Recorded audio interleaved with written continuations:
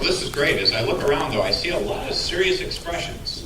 Now, it's Monday morning, so I know it's tough. And it may be gloomy outside, but it's bright in here. So how about some smiles? This is a day to celebrate. This is an exciting day. And it's great to be at Western International High School. Principal Diaz gave us a wonderful tour, had a chance to meet some of the great teachers at this facility.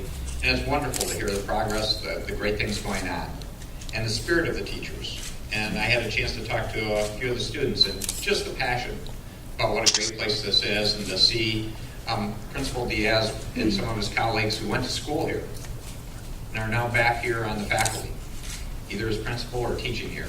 That's a commitment that you'll love to see from people. So it shows how much they care. And I want to reinforce Roy Roberts' comments, and I want to thank Roy. Roy has been truly a leader in a difficult situation with Detroit Public Schools. But he's not blinked. He's focused in on what really counts, the kids.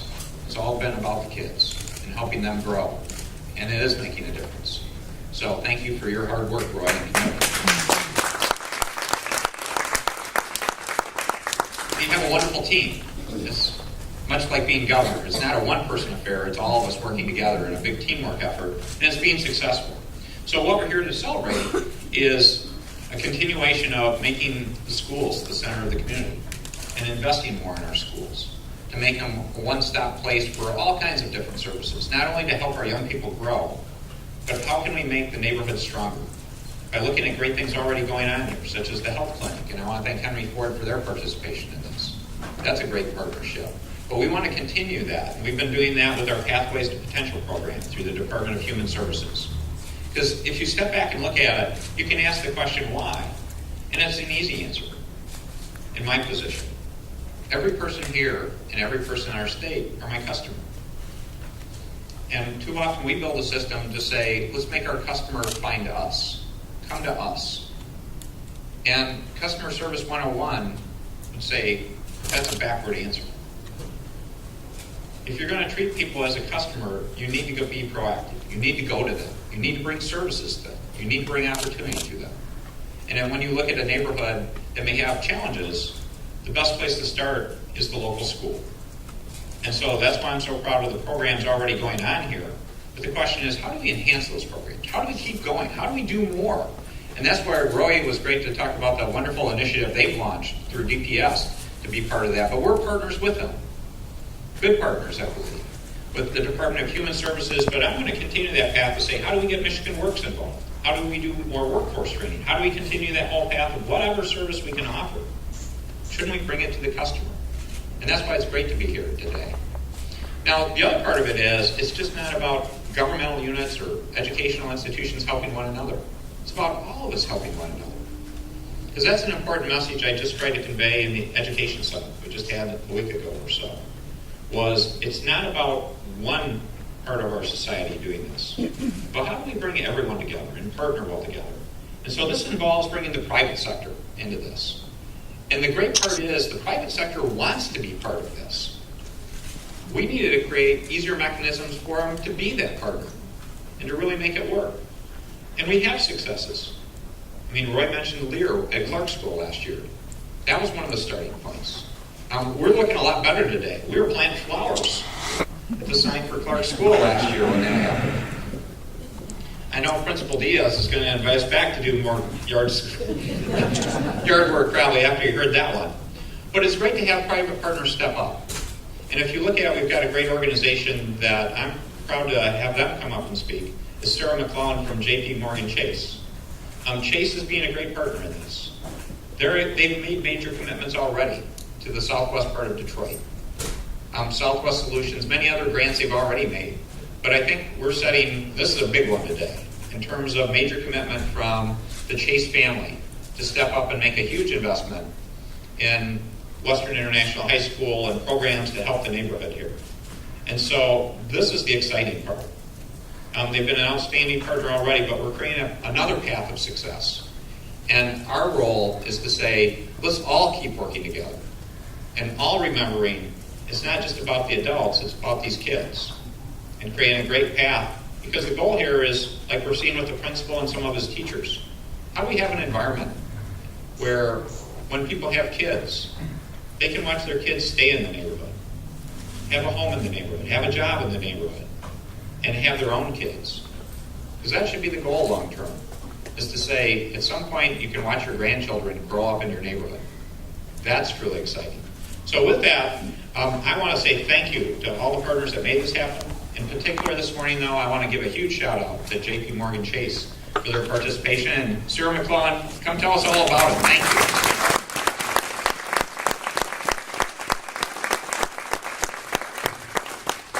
Thank you, Governor Snyder, for those kind words, for your efforts to reinvent Michigan, and for being an agent of change in the city of Detroit. Good morning, everyone, and thank you for attending this special occasion where we come together for a common cause, our children, families, and neighborhoods. As a commercial banker, I take a strategic approach to evaluating businesses and opportunities and weigh risks against potential gains.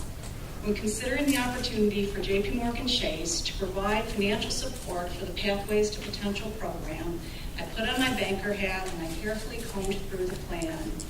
I was immediately drawn to the program because it addresses three critical areas and issues in our city: neighborhood blight, education, and employment.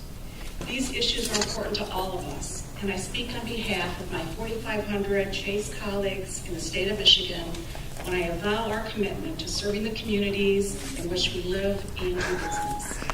Every city has its own critical issues. Ours in Detroit are well defined, and they in turn inform Chase's philanthropic giving. At Chase, we truly believe the way to improve the quality of life for all and increase the city's health is by stabilizing neighborhoods, and that the most effective way to bring back neighborhoods is to provide quality educational opportunities and create jobs. We are at a critical point in the city's economic future.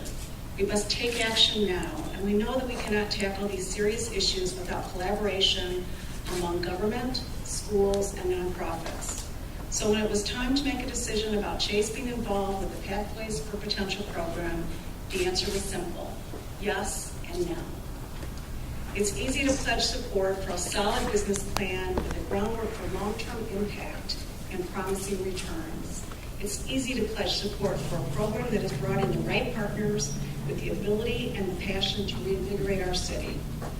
JPMorgan Chase is extremely proud to stand alongside the Governor, Detroit Public Schools, Southwest Housing Solutions, and the Mayor's Office as we embark on an effort that will enhance the vitality of this proud neighborhood. Today marks an important day when we announce our $1 million commitment to Southwest Housing Solutions, the lead agency addressing neighborhood stabilization in Southwest Detroit. We are also donating an additional $500,000 to other organizations that provide support services in Southwest Detroit, including job training for youth and parents and financial literacy. And in addition to our financial commitment, I'd like to also pledge to you that Chase is prepared to offer our human power as well. These projects are going to need volunteers, thought leaders, and champions of change.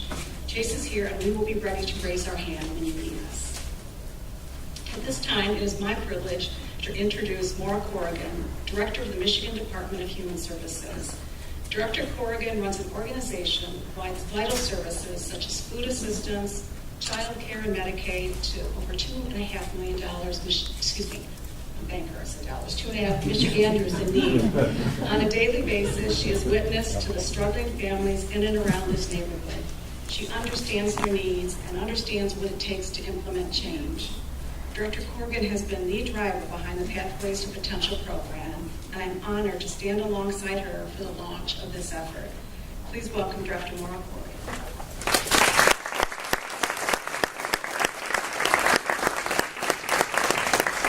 Thank you. Good morning. I had to catch the water. On behalf of the Department of Human Services and the Pathways to Potential project, first of all, I thank and applaud JPMorgan Chase for its commitment to this neighborhood, to the public schools, to the city of Detroit. Your gift takes away despair and offers hope. And this partnership, public, private, and business and philanthropic, faith-based, this is what the model we need to reinvent Michigan, across our state. And actually, when I interviewed for my current job with Governor Snyder, we talked about what this model might look like. So, Governor, here it is. It's done. We're doing it. I would also like to say one thing about the human piece of this. We had a training session for our Pathways to Potential workers going into the schools. And I talked to one worker, and she said to me, I've been a DA